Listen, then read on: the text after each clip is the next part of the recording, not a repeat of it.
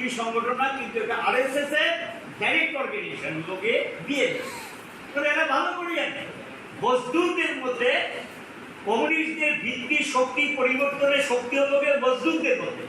যে মজদুরদের মধ্যে সেখানে মতাদর্শগতভাবে লড়াই করার জন্য তাদের মতাদর্শগত অবস্থান থেকে এটাকে বিএমএস থেকে ডাইরেক্ট গাইড করে আরএসএস। মজার ঘটনা হলো যখন কংগ্রেস গভর্নমেন্ট দিল্লিতে, তখন শ্রমিক শ্রেণীর উপর যে আক্রমণগুলি হয়, শ্রমজীবীদের উপরে যে নিপীড়ন হয়, তার বিরুদ্ধে বিএমএস আবার ঐক্যবদ্ধ মঞ্চে আসে, সিআইটিউ সহ ঐক্যবদ্ধ মঞ্চে এসে লড়াই করে।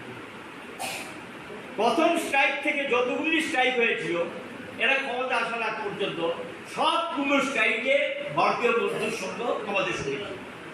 যেইবার ওরা গভর্নমেন্ট এসছে সরাই দিলেন। আইএনটিসি আবার কংগ্রেস যখন দিল্লিতে সরকার ছিল তখন আইএনটিসি আবার আমাদের সঙ্গে ঐক্যবদ্ধ। আর যখন কংগ্রেস সরকার চলে গেছে এখন আবার আমাদের সঙ্গে আছে। তাহলে নীতিগত অবস্থান থেকে সিআইটিউ তার শক্তিটা কম হতে পারে, আদর্শগত অবস্থান থেকে একটা সঠিক অবস্থানে দাঁড়িয়ে আছে। এই কারণেই এই সমস্ত সংগঠনগুলো সিআইটিউর দিকে তাকিয়ে থাকে। ওরা আমাদের মেম্বার না, ওরা আমাদের সদস্য না।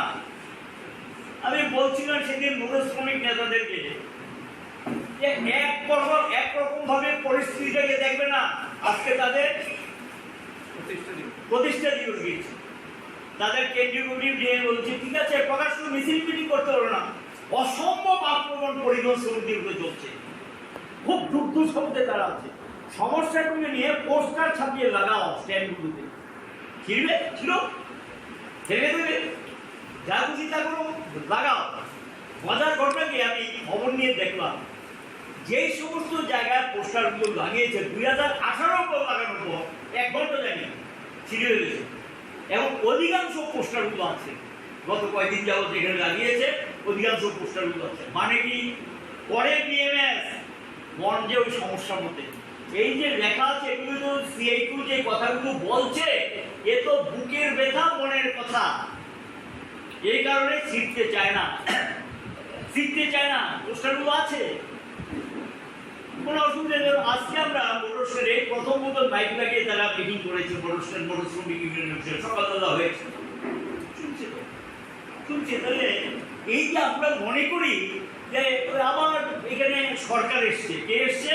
বিজেপি আবার ক্ষমতা এসছে দ্বিতীয়বার, একটা ধারণা হয়ে গেছে ওদের সবকিছু শেষ। কে বলেছে? কে বলেছে সবকিছু শেষ? আপনাদের সামন্য আছে, হয়তোবা বিভ্রান্ত মুক্ত করে মানুষগুলোকে আপনাদের ঘরে তুলতে পারবেন, এটা তো ঠিক। বিজেপির 11% ভোট কমেছে, বিজেপির 11টা লোক সরে গেছে বিজেপি থেকে বিতশ্রদ্ধ হয়ে, হয়তো তাদেরকে আমরা আমাদের ঘরে তুলতে পারিনি, সেটা আমাদের ফেলিওর। আমরা ফেলিওর, আমরা তাদেরকে বুঝিয়ে আমাদের সঙ্গে নিয়ে আসতে পারি। কিন্তু এটা ঠিক যে বিজেপির বিরুদ্ধে সবচেয়ে বেশি আক্রমণ, সবচেয়ে বেশি সংগ্রাম, সবচেয়ে বেশি লড়াই, রক্ত ঝরিয়ে আক্রান্ত হয়ে কে করেছে? আমরা করেছি। এই কোনের মধ্যে 11% ভোট কমেছে, 11% ভোটকে তো বুঝাতে সক্ষম হয়েছে। আমরা ঘরে তুলতে পারিনি, সেটা আলাদা বিষয়, সংগঠনে আনতে পারিনি, সেটা আলাদা, এটা আমাদের দুর্বলতা। এখন গিয়ে স্বাভাবিকভাবে তাদের আসন কমেছে, তাহলে এদেরকে জনবিচ্ছিন্ন করা যায় না, মানুষ থেকে তাদেরকে সরানো যায় না, এটা ঠিক না। এই জায়গাটাতে আমাদের মনে রাখতে হবে, পরিশ্রম করতে হবে, আত্মত্যাগী মনোভাব হতে হবে, সবকিছু ঠিকঠাক রেখে তারপরে সময় না হবে না, এটা হয় না। ঠিক আছে আপনার সংসার আছে বা ইয়ে আছে, ঘর সংসার আছে, সেটা দেখতে, আমি বলছি না দেখতে হবে, দেখতে হবে, কিন্তু আপনাকে তো সময় বের করতে হবে মানুষের জন্য। যেহেতু আপনি কমিটমেন্ট করেছেন যে না আমি আছি মানুষের সঙ্গে, আমরা দায়িত্ব নিচ্ছি, মানুষের পাশে থাকবো, সেটা বলাটা সহজ, কিন্তু কাজের মধ্য দিয়ে যদি প্রমাণটা দেওয়া যায় তাহলে আপনি মানুষের কাছে সেখানে কনফিডেন্সটা পাবেন, আস্থাটা পাবেন। আস্থা অর্জন করা কঠিন, আস্থা ধরে রাখা, যদি আপনি সেই আস্থাটাকে ধরে রাখতে চান, ধরে রাখার জন্য সেটাকে ধারাবাহিকভাবে চালিয়ে যেতে হবে। ধারাবাহিকভাবে যদি চালিয়ে না যান, আস্থাটা অর্জন করলেন, এটাকে ধরে রাখতে পারবেন। কাজে ধারাবাহিক আপনাকে এই কাজটা করে যেতে হবে। একটাই পথ, জীবৎকালীন অবস্থায় আমরা যতক্ষণ আছি, শরীরে যতক্ষণ পুজোয়, শেষ পর্যন্ত আমাদের মানুষের জন্য আমাদের নিজেদেরকে উৎসর্গ করে যেতে হবে। এটি হলো শ্রেষ্ঠত্ব, এটি হলো শ্রেষ্ঠত্ব। গ্যাসের কোনো ব্যাপার নেই, বিশ্রামের কোনো ব্যাপার নেই, যে বিশ্রাম নিতে হবে এখন এটার কোনো ব্যাপার নেই। আর শরীর সম্পর্কে আলোচনা করছিলেন, ঠিকই তো, শরীর সম্পর্কে উদাসীন হওয়া উচিত না।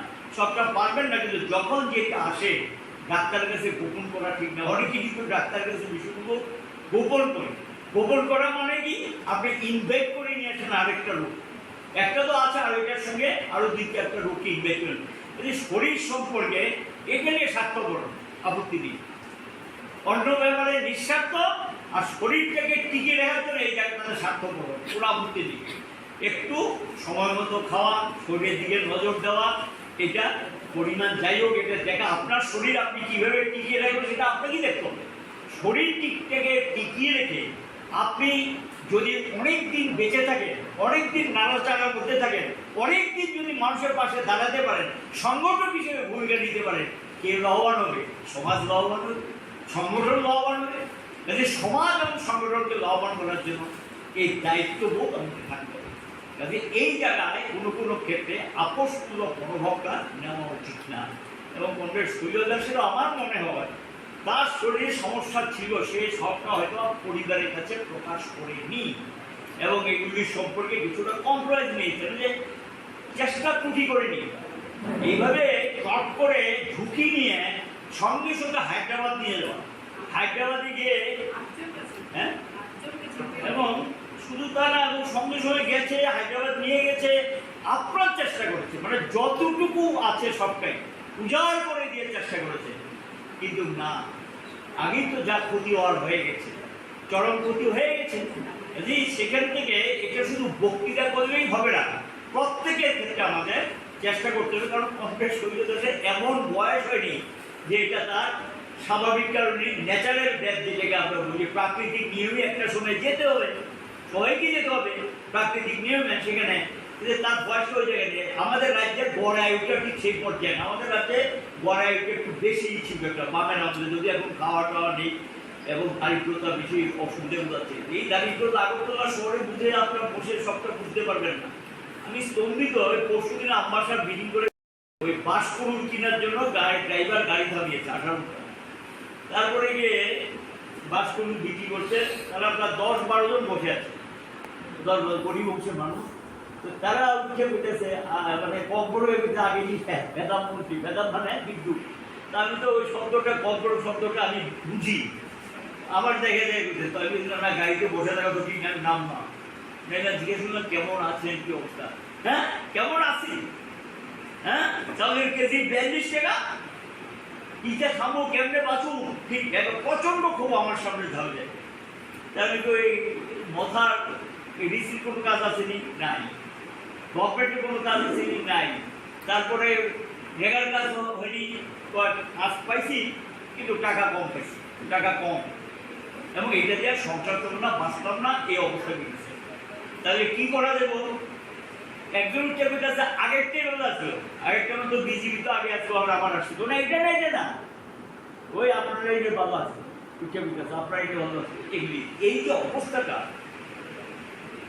সেই এবং সেম আম্বাসার মিটিংয়ে একটা বলতে আশা করি, মিটিংটা প্রায় শেষ, ডিস্ট্রিক্ট কমিটিংয়ে বসছিল গত পরশু দিন, সে উঠে তার বাড়ি কিন্তু ইয়েতে ওই গঙ্গানগর, গঙ্গাজোড়া গঙ্গানগর, সে উঠে বলতে আমার কিছু কথা শুনছি এবং আপনি শুনছি। আমি বলছি ঠিক আছে বলো, মিটিং শেষ হওয়ার কথা, ঠিক আছে। সে এলাকার সমস্যা এমনভাবে তুলে ধরলো, ম্যালেরিয়ায় ঘরে ঘরে রুগী, ডাক্তার নাই, ট্যাবলেট নাই, দেখানোর লোক নাই। সেও কিন্তু চালের দামের কথা উল্লেখ করছে, চালের দাম টান যে কি অবস্থা। আমরা তো আশা করি, আমরা তো মানুষের বাড়িতে যেতে হয়, কোনো প্রতিনিধি তো যায় না, সুখ দুঃখের কথা শুনতে হয়, কি চরম ব্যবস্থা চলছে সেখানে, সেটা কল্পনা করা যায় না। এই মহিলাটা আশা কর্মী আমাদের, সে পরে আমি খবর এসে আমাদের সংগঠক ভবনে দেখলাম, সংগঠক রিয়ান মহিলা এবং দায়িত্ব নিয়ে ব্যাপারে কাজ টাজ করে ফল দুর্গা ব্যাপারে অবস্থান। এই কারণে কথাটুকু বলছি, আমাদের তো অনেক দায়িত্ব, খুব খারাপ অবস্থা মানুষের, এই সমস্যাগুলো তুলে যদি তীব্র আন্দোলন আমরা করে না করতে পারি, শক্তিশালী সংগ্রাম না করতে পারি, যাই আসুক তা নিয়ে আমাদের আমরা যদি রাস্তায় না করতে পারি, মানুষরা আমাদের দিকে তাকিয়ে আছে যে আপনারা একটা কিছু করুন, আপনারাই পারবেন, আপনাদের দ্বারা সম্ভব। এখন এই বিশ্বাস রাস্তা মানুষ আমাদের উপরেই রাখছে।